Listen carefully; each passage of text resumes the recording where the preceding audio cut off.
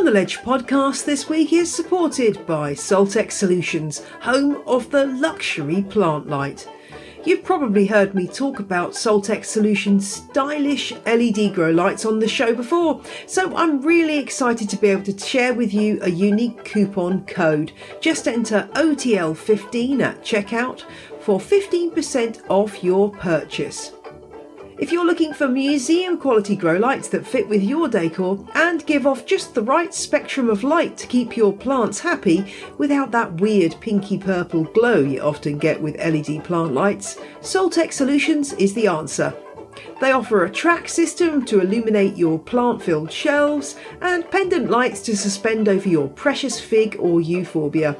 All beautifully made with the indoor gardener in mind, so you can seamlessly integrate your favourite plants into every corner of your home, whether you're a beginner or a pro.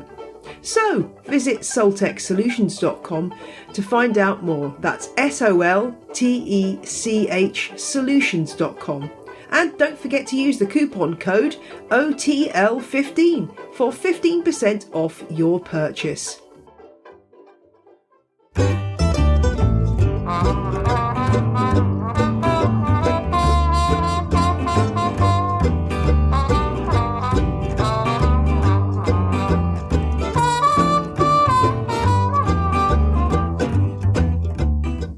Hello and welcome to On the Ledge podcast, episode 118. I am your host, Jane Perrone. This week I am talking to Anders Røyneberg, also known as the Arctic Gardener. He's growing gorgeous houseplants in Oslo, and he shares with me today his tips for dealing with what he calls the death months. Yes, those cold months of the year where we and our houseplants start to suffer. And I'm answering a question about where to source your water.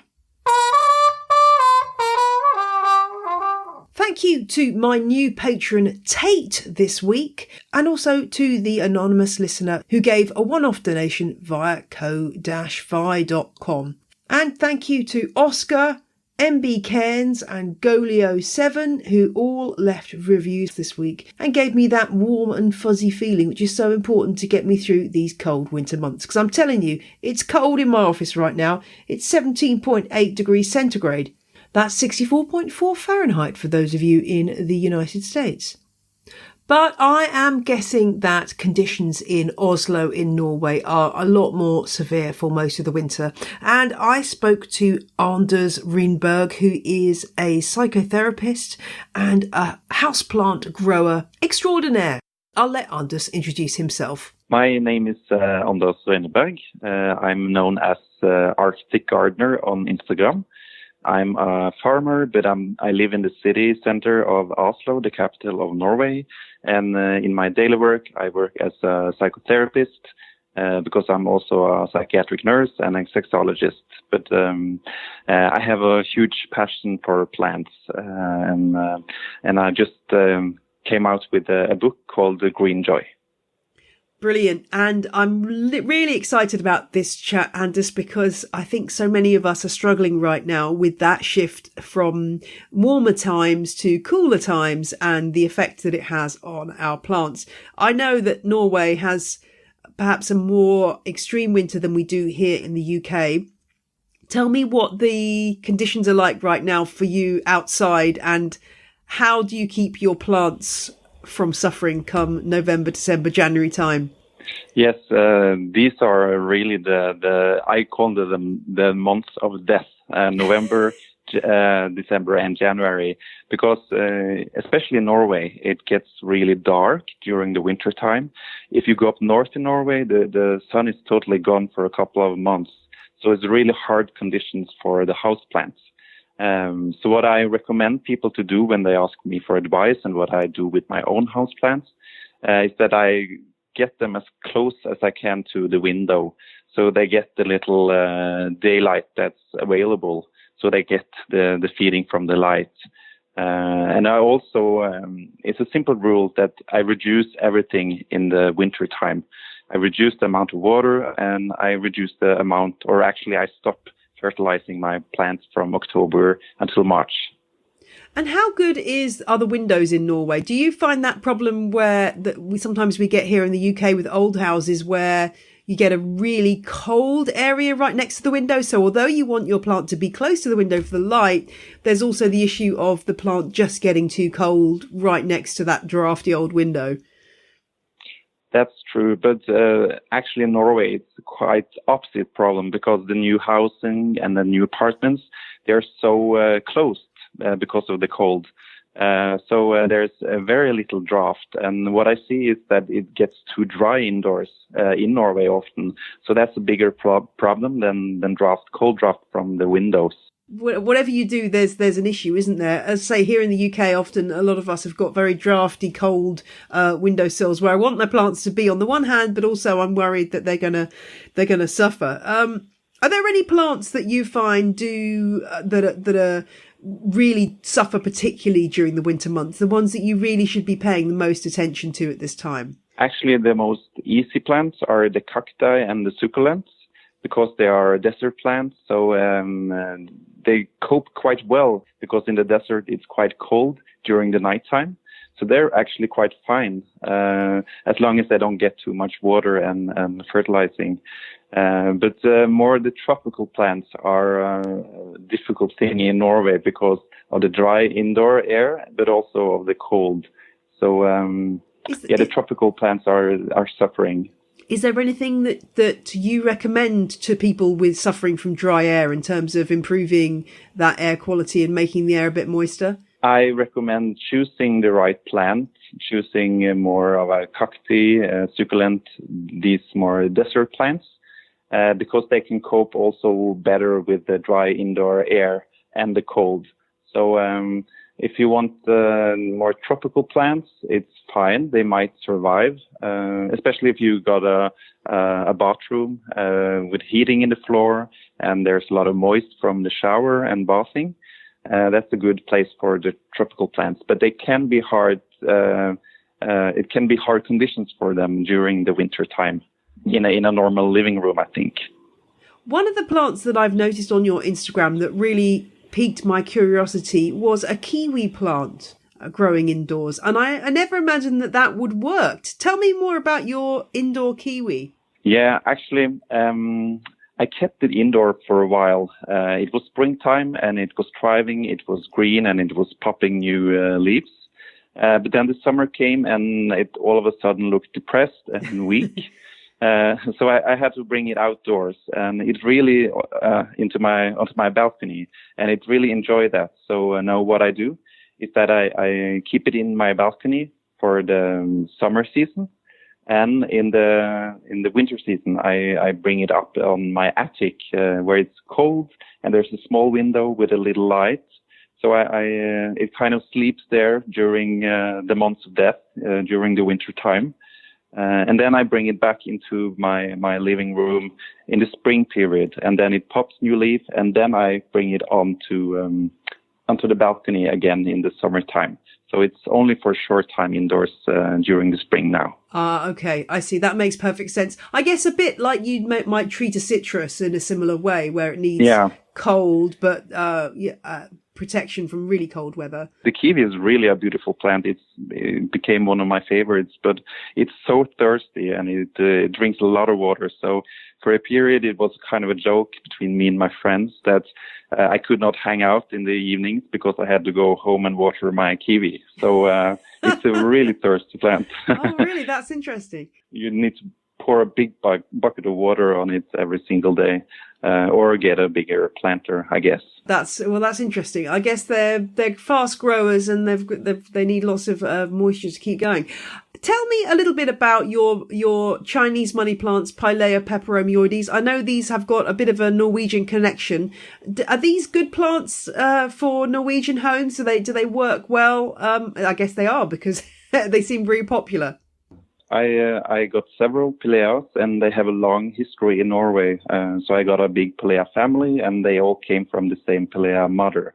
And it keeps popping new Pilea. I call them the Pilea babies all the time, and it's a perfect gift to also give to friends and family. But as you mentioned, it has kind of a Norwegian connection, the Pilea, because even though the Pilea originates from China, it was brought to Norway, to Europe, by a Norwegian missionary that had to flee from China in 1946, around that time. And he brought these Pilea babies to Norway, and he started handing them out to friends and family. And all of a sudden they spread all over Europe. So even though it originates from China, it has a houseplant history from Norway. So and what I see on Instagram as well is that it became kind of a symbol of the new grain wave or shift, or whatever you call it, on Instagram. So Agna was kind of spreading the green gospel by bringing it to Norway, I think. Exactly. And what do Norwegians call this plant? Is there a common name? Yeah, we often call it Pilea, or the missionary plant, missionærplante, as it is called in Norwegian. And what I recommend with this plant, because if you have a cold bedroom and you like to have the window open in the nighttime, Pilea is a really good plant to choose, because it's quite similar to the areas where it originates from in China. So it's quite drought tolerant. So for me, it's a good bedroom plant as well. Ah, okay. Yes, I do hear from listeners who like to keep their bedrooms really cold at night. I like to keep my bedroom as warm as possible. Oh, okay. I keep hearing from listeners saying my bedroom's really cold at night. I'm thinking, why? Why is your? Yeah. I guess maybe it helps people sleep. That's just me. I want to go to bed with like as many hot water bottles around me as possible. Yeah. But maybe that's just an English thing. One thing that I hear a lot about Pilea peperomioides is people saying that the leaves are yellowing and dropping off. Sometimes all of them, but sometimes just the ones at the lower down the stem at the base of the plant. Is that just a natural thing that the plant does as it gets taller? Or is there any way to keep your plant really bushy and green? I've seen your plants and they look amazing. So you've obviously got some good techniques going on here. Yeah, the thing is, what we show on social media is the happy side. Yeah. But the Pilea is quite hard. I find it quite hard in the winter time, because it kind of gets more yellow and some of the leaves will drop off. Yeah. So the Pilea, I have this one rule with the Pilea, and it works quite good, is that I never water it before it asks for water, because when it asks for water, it will the leaves will drop more. So that's a good rule, because Pilea should not be watered too much, and it would tell you when it's time to water it.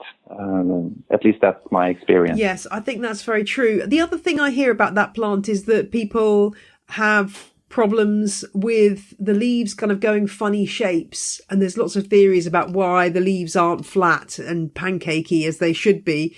But it seems to me that the leaves just kind of adapt to the conditions they're in, possibly looking for light or adjusting to slightly different levels of humidity, and there's not a lot you can do about that.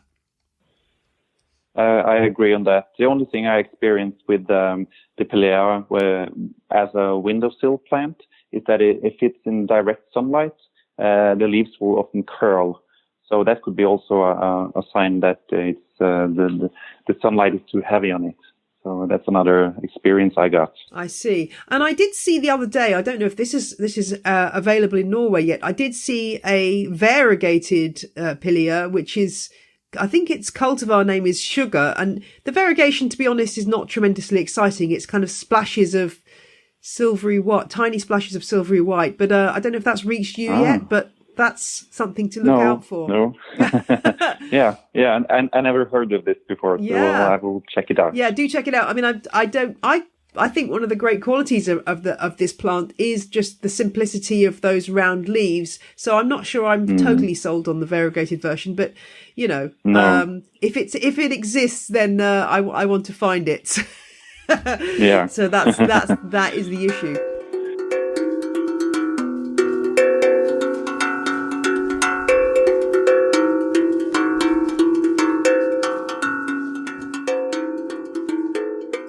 will be back to hear more from Anders shortly, but let's get to the question of the week this week, which comes from Gavin.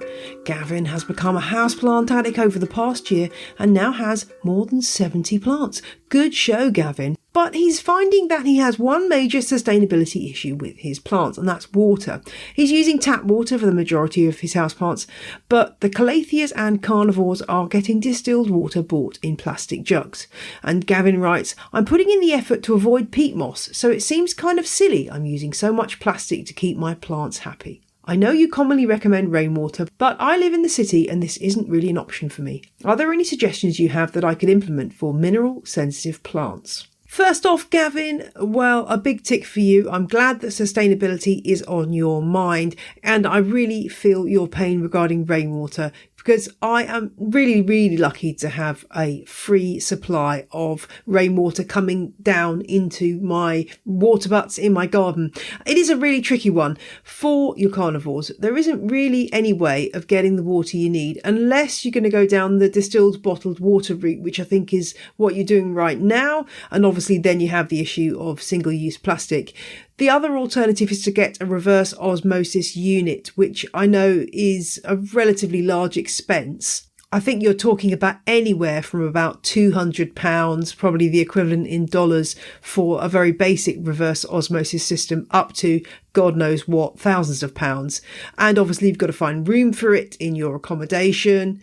So it's quite a big investment. But if you do have an RO system, that does mean that you have a free and easy supply of water that is suitable for all of those plants that are sensitive to mineral salts, including, of course, carnivorous plants. One other product that I've seen on sale in the UK is a steam distilled water system. So basically the water is heated in an enclosed container and then the steam is collected and that's condensed back so that you can have distilled water. Now these retail for about £150 and up in the UK. Whether this is any more sustainable than you buying the occasional plastic jug of water from the shops, I don't know, because you're buying a piece of equipment which then obviously you have to use energy in order to boil that water and get it condensed.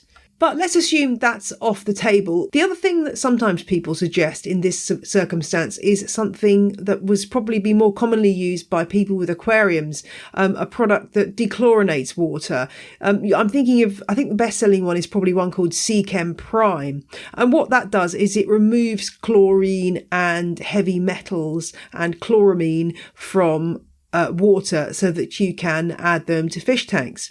So that is good for plants that are sensitive to chlorine and chloramine, which are closely related chemicals and do cause some houseplants problems, but it's not going to help with the mineral salts issue. The only other thing I can suggest is that you ask around your neighbourhood. Could you do something as basic as putting a plastic container outside somewhere, outside your back step? I don't know if such a thing exists. Or ask around your neighbourhood on Facebook groups and other community groups. Is there anybody who's got some outside space who might be prepared to give you some water from their water butt regularly, or some kind of bartering system where you give them some houseplants and they give you a supply of a few bottles of rainwater? I mean, it sounds crazy, but you know what? There are an amazing number of networks now through social media where you can connect with people who might be able to provide you with what you're looking for in terms of rainwater. And rainwater really is the gold standard in this case, looking for some water that you can use on those carnivorous plants. So yeah, I would say try to think about that, whether there's any way that you can get your hands on some rainwater. If not, I think you're probably going to have to keep going down the distilled water route.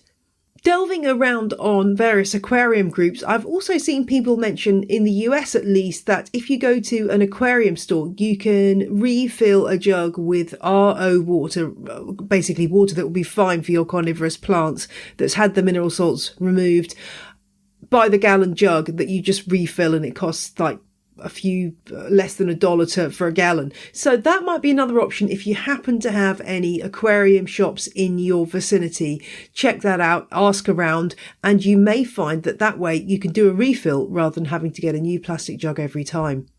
So that's my suggestions. If anyone has any other ideas for Gavin, do let me know. And if you've got a question for On The Ledge, drop me a line. ontheledgepodcast@gmail.com. And now let's go back to our chat with Anders to find out a little bit more about the Norwegian attitude to houseplants and why men seem to like the larger houseplant. The Norwegians as a nation really have a thing for houseplants. I think per head you have a lot more houseplants than we do here in the UK. Why do you think that Norwegians are so into houseplants? I think Norwegians, they are like known for doing a lot of sports. They are known for fjords and mountains, and we are very active and we get a lot of recreation from nature. But the winter is quite long and cold and dark, so we actually lack nature during the winter time. So, and for me as a therapist, I see this also with my patients. The winter is often hard. And it's not that houseplants alone can cure a depression, but they sure can help. Because I really believe that what's happening now with the houseplant wave, more and more people see that houseplants and surrounding yourself with greens is quite cheap and easy way of feeling a bit better, and so that you can survive through the winter. Yeah, I think that's really true. It's just nice to have something green that you can sort of tinker with over the winter. Yeah. And when it's cold outside, I'm fully on board with that. Yeah. And I want to just go moving on from that along the same veins. I believe that dogs are also involved in your mental health wellness. Yeah, that's true. Ideas. There's some pictures on your Instagram of you've got a dog with your plants. Tell me a bit about how that works. Does your dog get on well with your plants? He does. He's not mine, but he belongs to a friend of mine, so I sometimes borrow him. Yes. His name is Tossen, and he's a Cavapoo. He's a very sweet dog, and he's happy all the time, into almost being a bit annoying. So he's blessed with a constant good mood. But as a therapist, there's a lot of scientific reports showing that pets and plants have much the same effect on people. They make us feel better. So I think the body releases a lot of endorphins and some kind of hormones that makes us feel better. So this is not alternative, it's purely scientific. And so I say if you want to feel better, you should go pet a dog in greenery, and that way you get a double dose of happiness.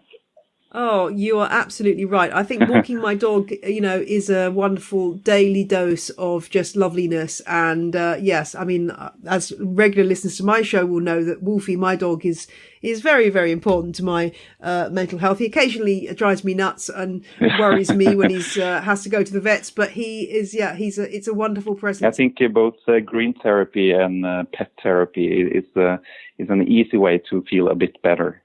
Totally. And one of the things that you commented on to me, which I thought was really powerful as well, was about the loveliness of the houseplant community that you've experienced through setting up your Instagram and so on. Tell me a little bit about that. I know this was the subject or the headline for a Vanity Fair piece that you were in. Yeah, I often say that plant people are rarely bullies, because I find the houseplant community on social media to be quite warm and sharing. I have about 54,000 followers on Instagram, and I never experienced any hate or bullying. And I have some other friends in Norway that do, they're what we call influencers. And they have a lot of followers on Instagram too, but the amount of discrimination, racism, sexism they experience, I got shocked. So I was wondering, what is it with the houseplant community on social media that's so peaceful? But I think that's the effect the plants have on us. We get more peaceful, and it's not controversial at all. Yeah, I would absolutely agree. And I have to say, the Facebook group that I set up for listeners to On the Ledge has been a wonderfully trouble-free place, with everyone being incredibly supportive and lovely. And I would totally echo that. And it makes it such a joy to make a podcast, because you just get such positive feedback on what you do, which is great. And that's really nice to hear, that you don't have any of those hassles that your friends have. True. The only thing I experienced is like involuntarily being dragged into a heated debate whether it's good to spray the plants with water or not. So that's the worst thing. So it's and that's a real thing that I can deal with. So but it says something about the effect the plants have on us. It's quite peaceful, and you see this also on the social media that has to do with houseplants, I think. I want to get on to this subject of misting, because this is something that has caused me, as you say, much vexation over the years in trying to establish fact from fiction about misting. I'm not a big mister, I have to say. Unless I'm treating a plant for a pest, I tend not to mist my plants. But what are the arguments for and against, and where do you stand on it? As I understood after reading quite a lot about it, is that it doesn't have much effect, because if it should have any effect, you should spray your plants every 10 minutes, and that's not possible. So the reason I mist my plants once in a while is that it's an easy way to get more in touch with the plant. You notice if it looks bad or healthy, and you get to clean away the dust. And I also think that makes the plant breathe better. So it's an opportunity to cleanse the plant for me. I spray it, and then I use a warm cloth and sweep the leaves. Yeah, so it's more of a kind of a cleansing thing, as opposed to this is going to massively increase the moist air around the plant, which is not really going to happen. One of the other things that you were telling me about was the idea that the houseplant enthusiasm that we're seeing is not just a temporary trend, but something bigger, part of the green shift. Can you tell me a bit more about that? Yeah, when I wrote my book, Green Joy, I got in touch with some people, editors, and some of them, not the editor that I chose, but some of them said the plants are only a trend and they won't sell. But I think they are really wrong. And also the book is sold out 3 times in Norway. So it's something that people want more of. It's not just a trend, I think, because how I see it is that the houseplants are a symbol also of the green shift. I think people they have lacked nature, so they bring nature back into their homes, their offices, their schools. And you see this with all the green plants indoors. It's a way of taking back nature and belong for nature, I think. And if that's a trend, that's not good, because it's we need more knowledge, and we need to be more in touch with plants and nature. So for me, the houseplant shift, the green shift, the green wave, is a symbol of what people need more of and want more of for the future with the environment. That's how I see it. I really hope that you're right. I think it's wonderful to think of it being part of a really long-term shift in our thinking. That is what we're all after. Tell me more about your book. How has that gone down? And have you discovered a whole new raft of fans as a result of it? Yeah, it's been doing very well in Norway, and it made the bestseller list. And some people didn't believe that the book about plants would make the bestseller list. But I think that shows the big interest for houseplants nowadays. And the book also sold to another European country now, so I hope it will also come to the UK and so on. So even though it's a book about Norwegian conditions, it's also relevant for especially people living more up north, where you have the colder winters. It's also a book about how people can succeed with their plants. So it's very easy care. And it's also a book about my personal plant history, because I grew up in the farmlands of Norway, and it was very green and lush. And I became a farmer myself, but then I moved to the city, and I saw that I lacked something. So I filled my apartment with plants more and more. And now I got over 100 plants in a small apartment. some say that's madness, but it works. It works fine for me. And it's also a book about how you can make your plants look good and how you can use them in the interior. Because 100 plants can look like a mess, but by placing them nicely together, using different heights, so you can. There's also some tips and tricks on how you can make your plants look even more beautiful in your home. Yeah, I think that's a good one. Because as you say, when you've got a lot of plants, it can end up looking like just a load of leaves, and styling them does take some skill. And I can see from your Instagram that you do that very, very well. A lot of that seems to be down to choice of pots and positioning. You've got some lovely containers and tables and things that you put your plants on. Do you spend a lot of time working on that kind of thing and choosing containers and so on?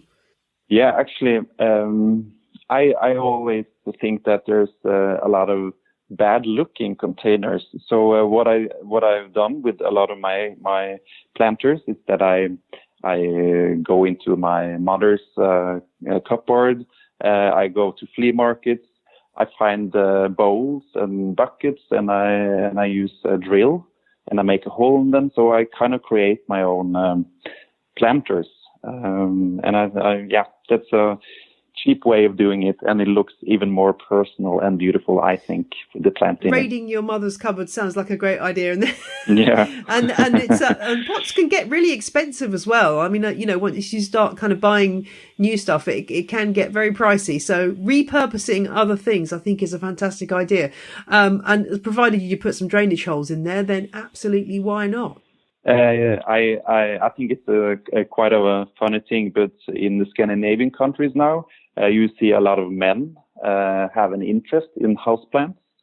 And I was thinking, why is this so? And I spoke with a friend of mine. He has the plant shop in Oslo. And he says there's a lot of men coming into the shop now. They're bringing their girlfriends, wives, partners, and so on. But they don't want ordinary plants. They want the big plants. So I don't know how to understand that. But if it is so that men are getting more and more into houseplants, I think that's a good sign for the future. Yeah, I think that's really true. I mean, it's interesting, the size thing. I guess, that I'm not sure what to say about that. With your profession, you may have more of an insight than I to that, to the reading. Yeah, might be. But I can recognize this within myself because when I get a plant, one of my goals is to make it as big and lush and vital as possible. So that's the goal. And I really enjoy my biggest plants, like the Strelitzia, Nicolai, and the Monstera. These are my favorites, and they're really big, and I like that. I think that there's definitely something to be said for a bit of scale, even in a small apartment. I think people think a small plant will be the only thing, but in a small apartment, one big plant can make the room look bigger, I think, which is... Yeah, that's true. And also, I think the big plants, you see them a lot of them in offices and in shops, and they're often used as room dividers. Ah, okay. So in my apartment, I use the big plants kind of as room dividers, and they also are very good for the noise and the sound, because the noise will often be absorbed with the leaves and also the soil. So it has also a function. And the other thing I wanted to ask you about was buying plants in winter. Should we be putting ourselves on a complete plant buying ban during the death months, as you call them? Yeah, yeah, I think so. I try, but I don't succeed very well with that. But one thing, when you buy a plant, you want to succeed with it. And it's quite hard if you buy a plant in November, because the risk of it dying is there. So the best thing is to buy plants, I think, in March, April, when the spring light returns and they get a fresh new start. But it's tempting to buy it in the winter time as well, I think. It is very tempting. I guess if you do it, the key is bringing it home well insulated from the outside conditions. That's important. And another thing is, You see this a lot in Norway now, people using grow lights to make their plants survive the darker months. And it really works. I started with it 3 years ago. And what I see is that my plants thrive through the winter. Some say it's cheating to use the grow lights.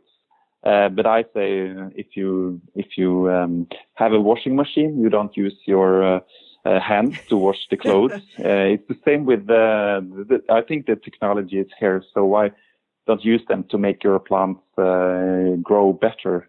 And it's also more good for the environment to make your plants survive. So I think grow lights, it's a great thing, and I think also they can be used inside homes as long as you have the white light and not the red one. Yeah, I agree. Why not use them if you can get hold of them? Any more tips for getting through the death months? When do we sort of start getting hope again? Is it February? We days start getting lighter. I think in February, the end of February, when the spring light returns, that's a good period for me, because then I know that I have a long season until October, where I can do a lot of plant care and buy new plants. And they have a good condition for growing and being happy. Well, we'll get our heads down and get through the next few weeks and months, and then we can come out the other side. Yeah. Thank you so much for joining me today, Anders. Thank you.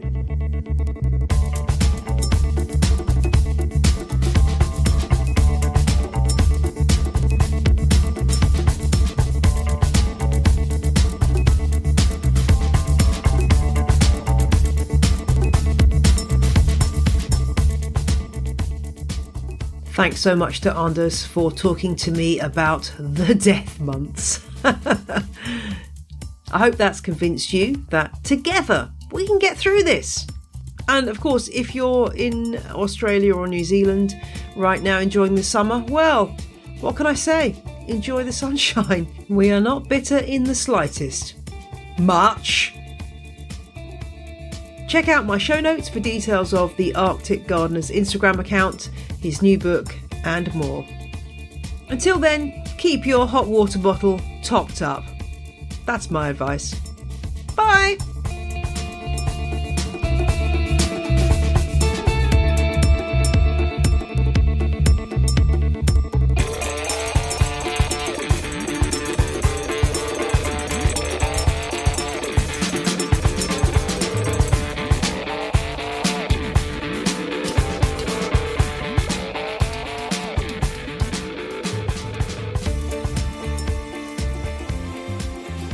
The music you heard in this episode was Roll Jordan Roll by the Joy Drops, An Instrument the Boy Called Happy Day Gurkana by Samuel Corwin, and Endeavour by Jazar.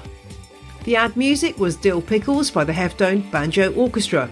All tracks are licensed under Creative Commons. See janeperrone.com for details.